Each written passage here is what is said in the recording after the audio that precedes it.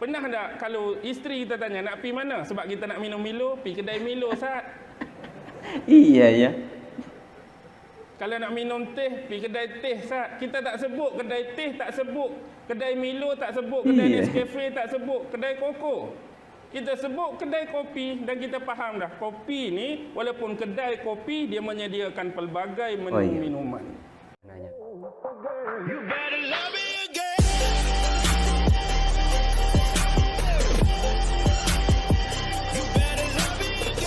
Assalamualaikum warahmatullahi ta'ala wabarakatuh. Jumpa lagi dengan saya Cak Opek dalam program Ngaji Bareng.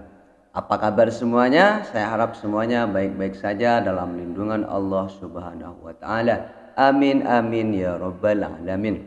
Sebelum ngaji bareng ini dimulai, saya minta kepada teman-teman yang sudah biasa menonton video saya dalam channel ini, saya itu meminta kepada teman-teman untuk mengoreksi apabila ada hal-hal yang keliru atau ada hal-hal yang kurang berkenan atau ada hal kesimpulan ataupun pendapat saya yang kurang tepat dalam memahami suatu ngaji bareng ini, misalnya kepada Ustadz Audi Muhammad, Ustadz Samsul Debat, Ustadz Adhar Idrus dan lain sebagainya.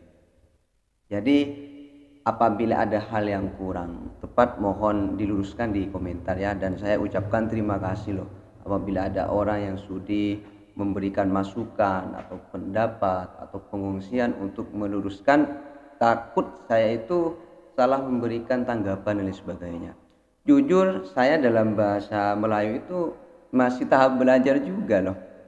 Awal-awal saya itu ketika mendengar saya nak tidur, saya nak makan, saya nak sholat, itu saya beranggapan bahwa oh berarti orang ini saya tidak mau makan, saya tak mau tidur gitu.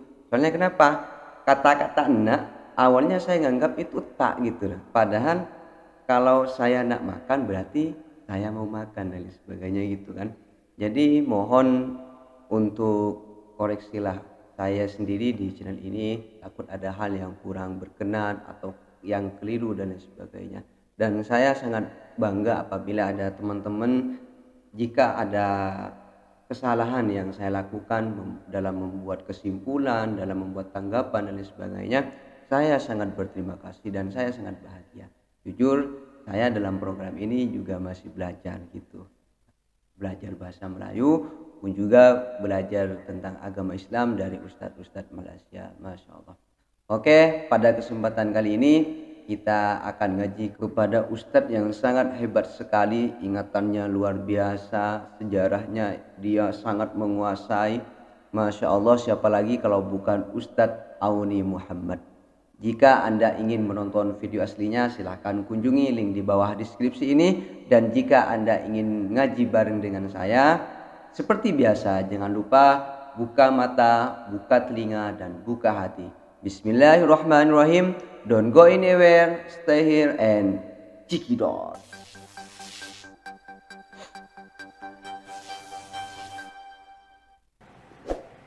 Baik.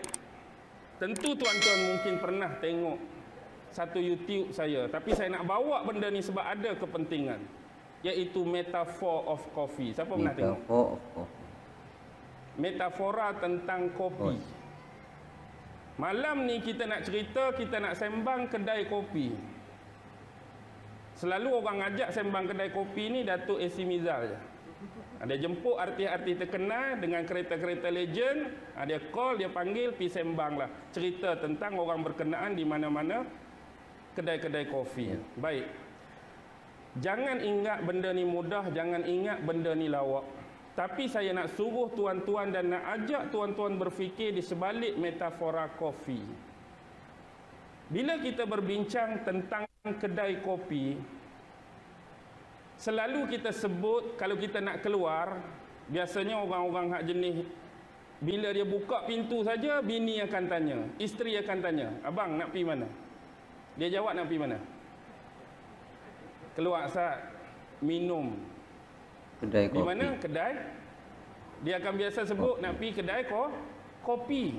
Walaupun dia kata nak pergi kedai kopi, air yang dia minum tak semestinya air kopi. Kadang-kadang dia kata nak pergi kedai kopi, dia order air Milo. Ya, betul, betul, betul. Dia pergi kedai kopi, dia order teh ais.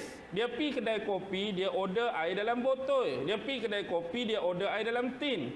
Tapi dah sinonim dengan masyarakat kita, nak keluar minum, pergi kedai kopi. Iya ya. Baru sadar saya. Padahal saya sering juga loh di sini ketika ngajak teman-teman ayo ngopi ya kan. Terus nyampe ke kedai kopi tuh biasanya ada yang pesan teh ya, ada yang pesan Joshua, ada yang pesan minuman dingin dan lain sebagainya. Bahkan mungkin pada waktu itu nggak ada yang minum kopi, tapi kita niatnya mau ngopi ya kan. Allah, iya betul. Tapi Ustadz ini mengajak tadi untuk berpikir ada apa di balik ini ya. Oke, ini menarik sekali. Ayo kita lanjut. Kedai kopi. Pernah tak kalau isteri kita tanya nak pergi mana? Sebab kita nak minum Milo, pergi kedai Milo, Ustaz. Iya ya. Kalau nak minum teh, pergi kedai teh, Ustaz. Kita tak sebut kedai teh, tak sebut kedai Milo, tak sebut kedai Nescafe, tak sebut kedai koko. Kita sebut kedai kopi dan kita faham dah. Kopi ni walaupun kedai kopi dia menyediakan pelbagai menu minuman. Kita boleh order apa pun. Baik. Kembali kepada isu permasalahan kedai kopi, saya nak gambarkan di sini sebuah kedai kopi atau warung kopi atau restoran kopi atau di mana-mana kafe tentang ayat kopi ni adalah gambaran dunia dan alam semesta yang kita tinggal sekarang. Cuba tuan-tuan letak sejenak kedai kopi yang kita nak masuk ni dunia yang kita hidup sekarang. Dunia yang kita ada sekarang. Dan confirmnya kedai kopi ni ada pemilik dia, ada tuan dia.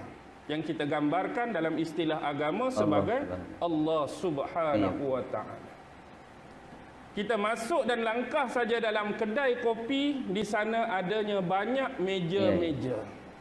Yang pastinya dalam dunia ni bukan hanya ada penganut kopi semata-mata yang saya istilahkan agama kopi ni ialah agama Islam. Bukan Islam tu kopi, bukan Islam tu agama kopi. Ni sebagai metafor nak bagi faham. Anggaplah sebagai perbandingan ya. Bila ada banyak meja dan banyak menu, pastinya ada peminat-peminat kepada minuman lain selain kopi. Jangan ingat geng kopi saja akan ada dalam kedai ni. Dan anda tak akan mampu untuk melihat semua meja tadi akan minta minuman yang nama dia kopi. Pasti adanya permintaan selain daripada kopi. Bila masuk saja satu meja, mungkin ada orang minum kopi.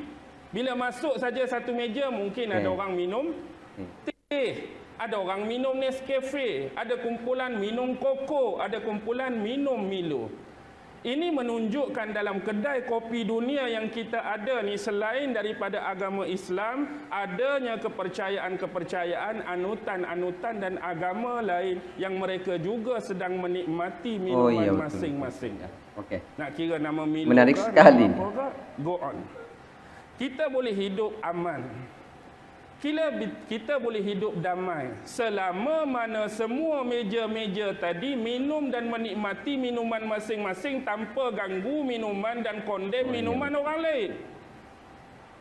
Kita geng kopi minum saja, tak kacau geng teh, tak kacau geng Milo, tak kacau geng Nescafe. Dia pun senyum kat kita, minum.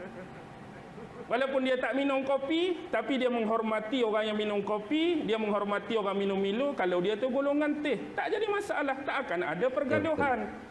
Kalau saling masing-masing menikmati masing-masing minum dan menghayati minuman masing-masing, tanpa kritik, tanpa kondem, tanpa cari kesalahan minuman-minuman lain. Yang jadi masalah hari ini ialah masing-masing mencari kesalahan minuman selain apa yang dia nikmati dan minum tu yang bermasalah. Tapi kita biarkan minuman lain. Kita nak cerita masalah dalam keluarga kopi kita. Bila saja kita masuk dalam kedai kopi, pastinya siap menanti kita orang-orang yang akan melayani kita. Siapa? Waiter or waitress atau waitress itu apa? pelayan itu ya. Waiter or waitress. Lelaki waiter, perempuan waitress. Dan sebab kedai ni kedai kopi, maka penawaran pun dibuat. Waiter or waitress hanya boleh melakukan penawaran. Dia sekali-kali tak boleh melakukan paksaan. Sebab kita nak jual kopi, kita nak jual agama Islam, nak menyedarkan orang tentang Islam, nak menyebarkan dakwah Islam, dan nama kita pun kedai kopi, maka penawaran pertama kita kena tawarkan kepada orang kebaikan kopi yang disediakan. Jadi di kedai kami yang terbaik adalah kopi. Kenapa tuan-tuan mesti minum kopi kami? Kena jelaskanlah kebaikan-kebaikan dia. Apa dia kopi ni? Kenapa kami pelanggan mesti minum? Apa istimewa dia? Apa kebaikan dia? Apa kehebatan dia? Sebab kopi kami ni adalah daripada biji-biji kopi yang terpilih. Biji-biji kopi yang diimport. Biji-biji kopi yang terbaik, yang penuh kualiti, penuh aroma. Macam-macam lah, Arabica ke apa ke nama tu. Jadi tuan-tuan perlu minum dengan bancuhan-bancuhan yang terbaik. Dengan blendernya, panggangnya, kita cerita semua hak baik tentang kopi. Sebab kita nak buat penawaran tentang apa ni? Kopi. Tentang kopi. Tapi di samping kedai kami, tuan-tuan boleh tengok menu-menu pada dinding. Kami juga menyediakan selain daripada kopi, teh ada, limau ada, Milo ada, koko ada, cuma dia bukan jadi keutamaan kami. Jadi kami tak paksa tuan-tuan minum kopi, order kopi. Cuma kami nak cakap yang terbaik hak kami boleh sedia, kopi. Jadi kita pun hak duduk ni melakukan permintaan. Dah orang tawak, oh lagu tu gaya sedap ni, cerita kopi ni, marilah kopi. Tapi janganlah buat bila waiter mari, pasal apa muka hang sama macam Haji Bakil. Sebab mimpi punya cerita kan. Mari waiter muka sama. Baik. Jadi kita tak boleh nak buat paksaan. Orang berhak minta dalam tu. Apa yang dia rasa nak minum, apa yang dia rasa nak nikmati. Dan kita layan semuanya. Begitulah tuan pemilik kedai, dia tak pernah menganiaya. Hang nak minum ni, dia bagi minum. Hang nak minum Milo, minumlah. Minumlah kopi, minumlah apa pun, semua dia bagi. Maksudnya yang beriman ke tak beriman ke muslim, semua menikmati kehidupan masing-masing. Baik. Sekarang ni bila kita sebut tentang kopi, yang paling penting untuk menjadikan kopi ni terbaik, siapa fungsi paling utama? Tuan punya kedai ni akan berharap pada siapa?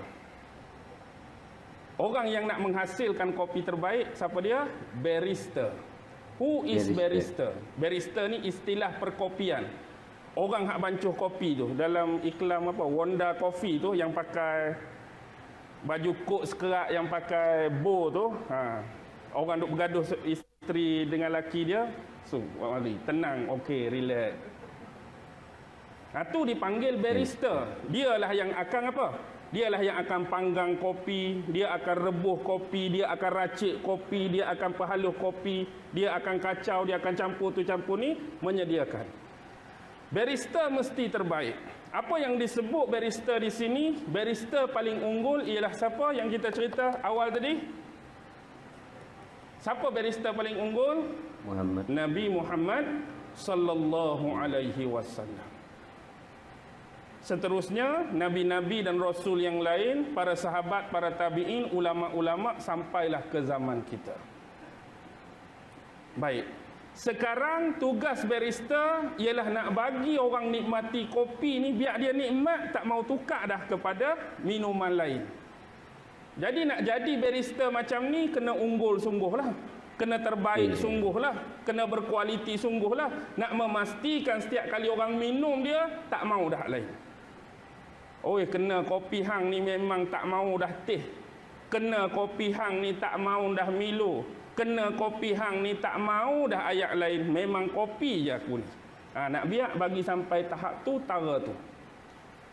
Jadi barista yang pertama, asas kita nak buat kopi ni 3 je. Nak bagi jadi ayak kopi ni 3 saja. Yang pertama apa dia? Nombor 1, nak bagi jadi ayak kopi ni. Benda asas paling pertama ialah Kopi. Kopi lah. Dah nak kata nak bayang kopi, takkan nak ambil daun teh. Memang biji kopi lah. Biji kopi pula biji kopi yang terpilih, yang berkualiti, bukan biji kopi yang pecah-pecah. Bukan biji kopi yang dah hangit, bukan biji kopi yang dah rosak, bukan biji kopi yang dah dimasuk habuk, bukan biji kopi yang masuk binatang-binatang halus, itu kita singkir awal-awal lagi. Nak yang terbaik, biji kopi yang terbaik. Anda tentu pernah mendengar hadis daripada Nabi Muhammad sallallahu alaihi wasallam berkenaan dengan pertemuan Nabi Muhammad dengan seorang lelaki yang tiba-tiba datang dan mendekati Rasulullah, lalu duduk belaga kepala lutut dengan Nabi, meletakkan tangannya di atas paha Nabi. Inilah hadis berkenaan dengan iman, Islam, ihsan. Biji kopi inilah teras, iaitu iman. Inilah akidah, inilah keyakinan, inilah kepercayaan, itulah biji kopi sebagai asas kita nak buat kopi. Tak ada akidah, fail. Tak ada keimanan, fail. Tak ada kepercayaan, fail. Jadi atas dasar tersebut, kopi ni walaupun biji asal kita kena panggang, kita kena rebus, kita kena kerat, kita kena peracur, kita kena racik menjadi sehalus-halus kopi. Boleh atau tidak anda nak mengatakan kepada saya, ambil 3 butir kopi, sebiji-sebiji,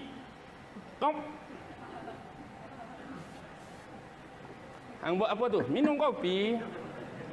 Boleh ke kata minum kopi? Dia ambil yang tak buat apa-apa, 3 biji, 3 getul, minum air. Lepas tu bila kita tanya, hang buat apa? Minum kopi. Bolehkah dikatakan minum kopi walaupun yang dia telan tu biji kopi? Dianggap minum kopi ke tu? Tak akan dianggap minum kopi. Ataupun walau dia ambil yang dah serebuk tadi, yang dah diracik halus, dia ambil yang tu, dia buat style Mr. Bean lah. Serbuk. Lepas tu berkumur, bubur susu sikit, gula sikit, Mr. Bean kan. Lepas tu hang buat apa? Minum kopi. Boleh dikatakan minum kopi? Tidak, tuan-tuan. Ini memaksudkan kepada kita sekadar pemahaman, sekadar litera tak akan menjadikan kita beriman dengan sebenar-benar keimanan. Dalam sekali ni ya pembahasannya. Walaupun biji kopi itu adalah kopi, serbuk itu adalah kopi, seumpama kita belajar tentang akidah. Kita belajar tentang akidah dari sudut kefahaman dan biji kopi itu, kita belajar sifat 20. Ada 4 kan? Sifat nafsiyah, sifat salbiyah, sifat ma'ani, sifat maknawiyah. Kalau dari sudut telan tadi, semua orang boleh hafal. Cuba hang hafal wujud, kidam, bakok, mukhalafah. Adakah bila seseorang tu boleh hafal, seseorang tu boleh baca baris, adakah dia benar-benar dikatakan beriman hanya kerana hafal sifat 20 nama semata-mata? Hafal nama saja, hafal sifat saja, wujud, kidam tadi habis, beriman. Oh, beriman. Sebab keimanan ni menuntut pelaksanaan. Pelaksanaan tu yang kena yakin, kena percaya melalui sifat-sifat yang disebut. Bagaimana kita hanya boleh sebut sifat, tapi kalau tanya makna ke laut. Apa makna wujud? Makna wujud ialah maha melihat. Sebab dia hafal je, wujud, kidam, bakok, mukhalafah, dia hafal je. Tapi bila tanya apa makna wujud? Maha melihat. Apa makna kidam? Maha menghancurkan. Oh, hancur sungguh lah tu. Perlu ada kepahaman, perlu ada pengenalan, perlu ada penghayatan, perlu ada keyakinan. Sekadar ambil 3 biji, berat, anda tak akan dikata meminum dan menikmati kopi. Ingat, benda ni kenapa biji kopi kena racik bagi peralus. Jangan kita ambil Quran seketui, kita dah dikatakan berakidah. Ambil Quran seketui, kita dah dikatakan beriman. Benda ni kalau tuan-tuan memondok dulu, faham memondok? Maksudnya kita masuk pondok-pondok ni, yang duduk depan saya ni, yang mungkin 50-an, 60-an, 70-an, yang terlibat dengan aktiviti pemondokan dulu. Kadang-kadang ada juga yang jadi tikuh mondok pun ada, waktu memondok tu. Baik, kita nipis je tauhid. Tapi ingat ke nipis ni mungkin hari ni kalau kita belajar, kita baca seminggu tak sampai. Tapi bila tanya tak tahu apa. Bila tanya tak boleh nak tafsir. Bila tanya tak boleh nak hurai. Tapi orang dulu senipis ni mungkin berapa tahun baru dia habis. Tuan-tuan. Mungkin 5 tahun, mungkin 7 tahun, mungkin 10 tahun. Sebab Tok Guru buat apa? Tok Guru dulu bukan satu muka sari. Bukan satu muka surat sari. Kadang-kadang sebaris tak habis sari. Sebab apa? Dia bagi lumat sungguh. Dia racik sungguh. Dia peralus sungguh. Dia dakik sungguh. Nak suruh anak murid dia ni bila keluar tu boleh syarah seperti dia. Boleh hurai seperti dia. Faham dengan sungguh-sungguh apa yang dikatakan akidah. Apa yang dikatakan tauhid. Sebab kita tak buat seperti yang telah diturunkan secara turun-temurun ini, kita hanya baca, kita hanya faham, maka kita juga menganggap kita sudah bertauhid dengan sebenar-benar tauhid. Tetapi kadang-kadang daripada pemahaman kita, penghuraian dan pentafsirannya amat-amat terseleweng dan ke laut. Jadi yang tukang peracik siapa? Ulama-ulama lah, guru-guru kita lah, tok-tok guru kita lah. Nak suruh hadam sungguh, nak suruh likat, nak suruh sebati dengan unsur yang kedua. Lepas ada biji kopi, nak jadi ayak kopi kena ada apa? Serbuk tadi nak buh dalam apa? Kena buh dalam ni, tak lagi dah. Dah kata ayak kopi, kena ada ayak lah. Kena bubuh dalam air. Air itulah syariat. Air itulah syariat. Jadi akidah tadi kena dileburkan, kena ditumbangkan dalam syariat. Kita kena kacau. Sebab tu kita nak racik halu-halu supaya dia sebati, dia likat, dia masuk sungguh bersatu kedua-duanya. Kalau bayangkan kita buat ambil tak indah, tiba-tiba kacau timbul hak pecah. Maksudnya ada kekurangan, kacau-kacau timbul 3 biji. Hak tak terblender, hak tak teracik tadi. Jadi adanya kekurangan-kekurangan perlukan filter yang kita panggil penapis. Okeylah kalau nak guna penapis. Ni kadang-kadang bila jadi lagu tu, hak air pun dia telan, hak pecah-pecah pun dia telan, hak biji pun dia telan. Jenis malas bagi penapis ni. Tak ada penapis pun tak apalah. Ayat tu okey dah. Adalah hak kecil-kecil, hak tak hancur elok pun dia telan. Hak 3 biji ketui-ketui telan juga. Akibatnya bercampur. Hak sebati, hak tak sempurna, hak tak dibuat apa lagi. Untuk secara zahir kopi sungguh tak ada masalah pun.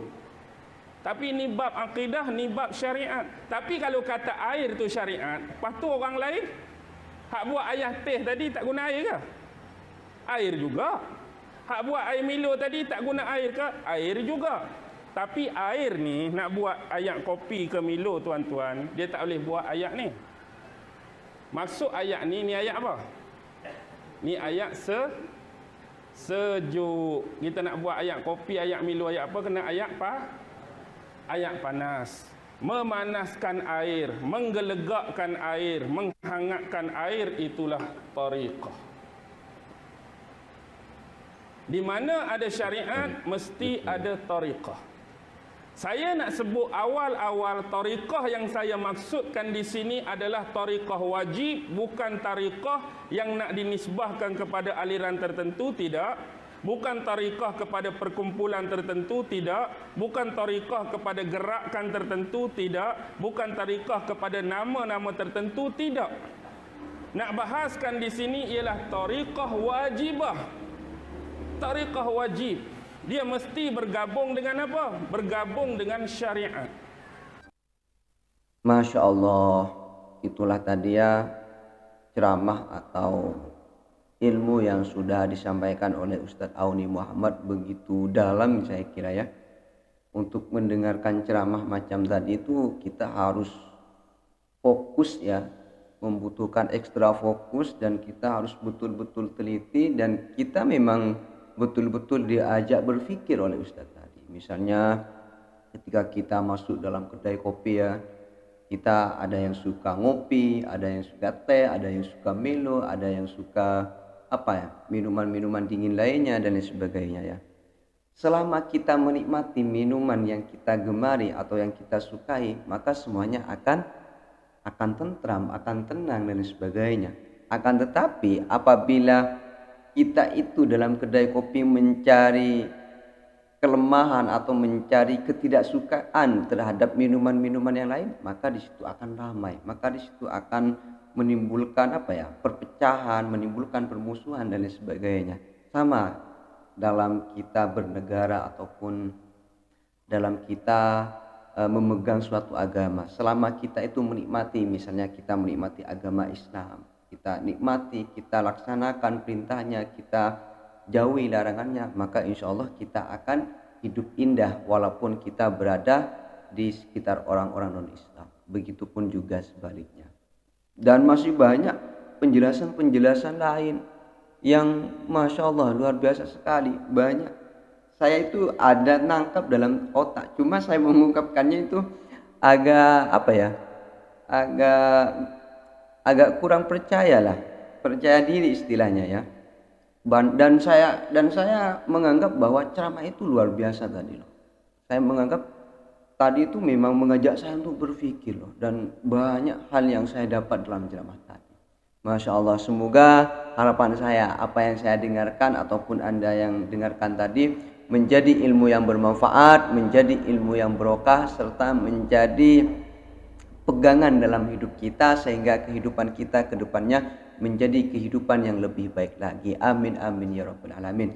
Saya kira ngaji bareng pada kesempatan kali ini saya cukupkan. Mohon maaf apabila ada kesalahan. Ihdinas siratal mustaqim. Assalamualaikum warahmatullahi taala wabarakatuh.